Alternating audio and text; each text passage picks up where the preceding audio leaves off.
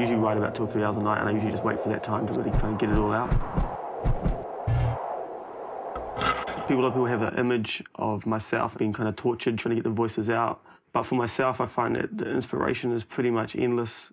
My name is Dominic. I'm a writer. I write poetry, I write short stories, and I also perform under the name TOURETTES. TOURETTES, motherfucking one. It's the name you can trust. I'm the reason your parents told you to stay off drugs. My brain is fucked. See, TOURETTES is my childhood and my imaginary friend giving my life a purpose. The nature of performing and writing and stuff, you probably just take the more extreme things of your life, so whether that's like your depression or your happiness or drug taking or sex or whatever, and just kind of write about that. And I tend to write about it in a more extreme kind of way as well. And so I guess TOURETTES is just like a hyper version of me. There's a piece called Nowhere.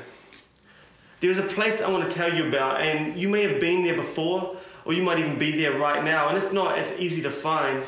Just look in every fucked up job that makes ends meet, and subdivided shelters at the bottom of dead-end streets. This is the happiest place on earth. My family moved to Greyland when I was about 3 years old. It was pretty different than it is now. It's a little bit sort of run down and pretty poor, but it was also like had quite a community, you know. There was like a lot of artists and stuff here. I've lived around here for like 27 years. The way Half Spices are going and being a poet, I don't know if it's going to be much longer. Behind me here is the house where I grew up. It's a pretty crazy house. It's like had a real strange feeling about it. So you'd always like be weird noises and things kind of moving around. I don't know if it was haunted or I don't know what was up, but it was definitely had a strange feeling about it. But it was pretty cool though, because like my best friend like lived in that house, one house up. This is Greyland Primary School, where they attempted to teach me to read. Teachers that they had in the special education unit said that I'd never be able to read and write and stuff, and my parents were just like, oh, that's bullshit. When I was younger, I was dyslexic. I guess I still am. How my mind works, I don't know if it's the same for all dyslexics, is that everything sort of goes quite quickly, and it's quite often you miss it. You sort of seem to skip over things and miss things, and I think that's why reading and spelling and all that stuff can often be difficult. You just view the world a bit differently when you've kind of been through something like that. I think maybe ostracised is a bit of an extreme word, but you're kind of outside of things. And being a white male, I guess maybe you wouldn't normally get to experience that in Western society. I learned how to read when I was about 7, and then got really into books and that kind of thing. And then when I was about 12, I entered a school poetry competition and won it. And that kind of like was the first time I sort of realised that words could really affect people, because everyone was really blown away, and especially I think because I was dyslexic, everyone was real impressed. And winning that competition was the catalyst that got me thinking that I wanted to be a writer. Dyslexia to me now is almost like a positive thing. Like, a lot of ways, obviously, I wish I didn't have to go through all the bullshit I did at school. But like now it's like, I don't think I'd be able to do the things I do creatively in my style without it. When I was 14, I had a teacher actually introduce me to punk rock music. And when I heard that, I was like, this is the music, you know, I really want to make this music.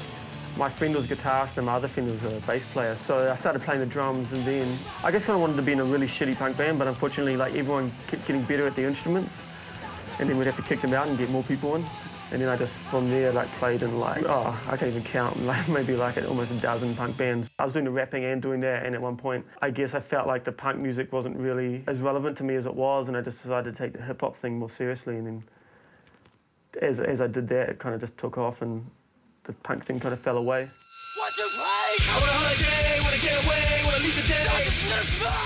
Well, I used to just rap, like, we used to go to punk shows and be drunk out the front just rapping. Well, for whatever reason, I sort of always had this sort of ability to sort of pick up on people's insecurities and their sensitive points, so, which was never really that useful a skill except for being an arsehole. But when I started battle rapping, it came really in handy because I could really sort of make the other person feel pretty small. Probably the best I ever got at freestyling was when I was about 21, 22. Then I could just tell whole stories and off the top of my head and do all that kind of stuff.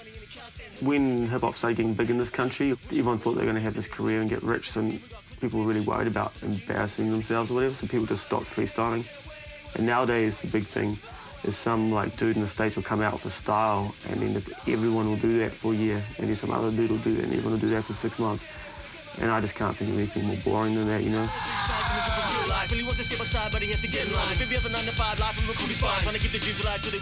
of people sort of put me in the box of just being like, I guess what they call like alternative hip-hop, or like kind of like abstract or whatever. Like, I mean, I'm not really into like genres, you know, as such. I'm not such a cliche to say that, but I think it's kind of ridiculous. Like, I'm just making the hip hop that I'm making. I think that's when you kind of know you're doing something right, is when you're outside of what everyone else is doing. Because the ultimate thing with creativity is you want to create something original, you want to create something new. And if you're kind of fitting in with what everyone else is doing, then you're probably not achieving that, you know. I was rapping and writing poetry, and I saw this thing that said Poetry Slam. And it wasn't really a poetry slam, but they'd called it one, and so I went in and entered and won it. And it was like a week after, so I started writing it, so that was kind of like, it's pretty cool. Friday night, the end of another 5 days of soulless fasting. Nothing left to do but hang up the pickaxe, sit back and get plastered, or the worker ants conjugate to conversate and contemplate the constant compromise for currency that's become so commonplace. But not me though, I got a part-time subsistence. What this translates to is living a half-time existence. I put pen to paper with half-life ambition, searching for predicaments to keep my lifelines in business. A lot of people say that they don't like poetry, but it's just expression. It's the same with hip-hop, it's just expression, you know, and I think it's one of the ultimate forms of expression because it is so free.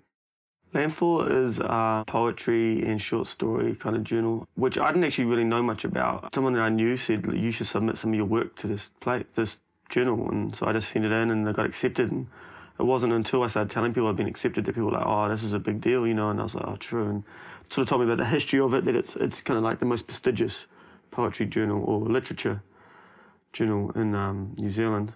It was quite funny though, the piece that they chose was like kind of, I wouldn't have expected it to be that one. It also just having been published in Liam, there's probably people that would take me a bit more seriously now who necessarily wouldn't. And also I was able to join the New Zealand Author Society because I've been published in a proper publication now, which is sweet. Watch for the seagulls circling human roadkill, the dispossessed and disposable wishing they could grow gills. Look for the booze, the bars, the barbs, the bags of buds, the myriad of drugs we use to heal bloodless cuts. They're all 21st century survival mechanisms. Take two and wait for the side effects to kick in. It's a different kind of living to the one that they sell you. It's a place called nowhere. It's life with just a hint of death.